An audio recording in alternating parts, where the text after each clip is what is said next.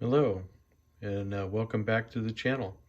Today we're looking at the Kershaw Brandywine, which is a Stockman's pattern knife. It's your traditional three-blade knife with a really nice clip point, which I've gotten a little ding on the edge there. But yeah, really super nice. I love how this is really long and just goes right on out there. It's just a super nice blade. There are no half stops on this knife. It has your spay blade, which again, really sweet shape, a lot of belly on that. You can do a lot of good work with this particular knife. And the sheep's foot, rounding it out, uh, just like so. What's cool about Stockman knives is that they do have the three blades, but if you notice, they're actually offset so that they fit into the handle without hitting each other. So you can see how that's curved there along the sheep's foot, and it's slightly offset there for the spay blade so they can fit together without hitting each other. This particular knife has nickel silver bolsters with G10 scales that are held in by brass pins. It's all very smooth construction here. It has two springs on the back to power all your blades. Fit and finish is pretty good. There's a couple of, places like right here where it's not quite, smooth and even, and a couple other places here that also are not quite even. One of the things they did on this knife that's kind of different is that they really squared off these edges here. So they actually are a really kind of a sharp and pointy edge.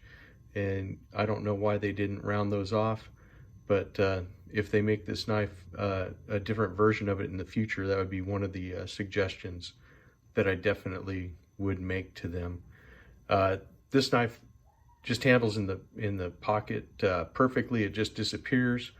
Working with it, no problems at all with holding it in your hand. Your fingers just go right around that sheep's foot blade, even though it sticks up. It's not too bad. Kind of the history of these knives, I think some of the earliest of the three-bladed patterns were found back in the 1790s in Australia, and they were more likely came out of Sheffield, England, even before that.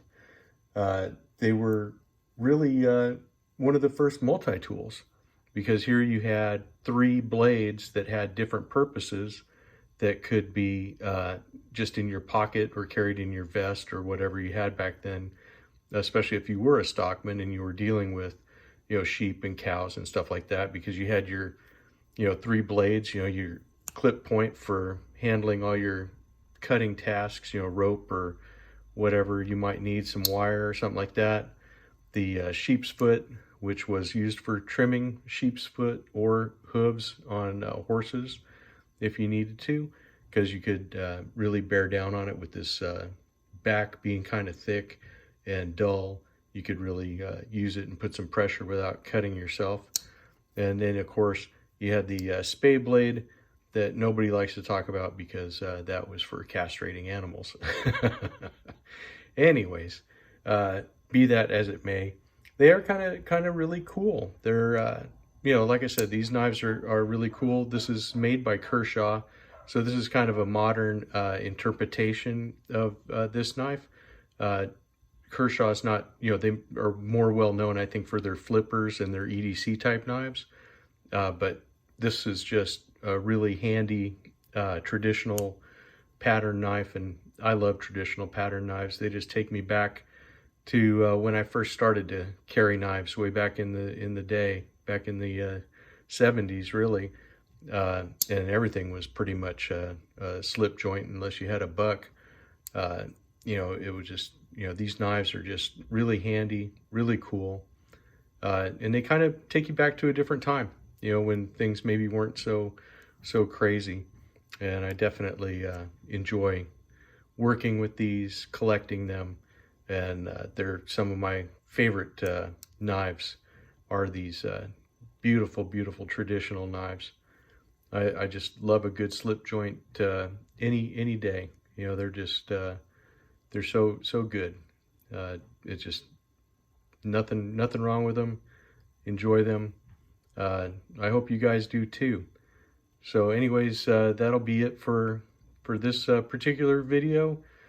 Please like and subscribe. Leave a comment, and I will see you guys in the next one. Bye.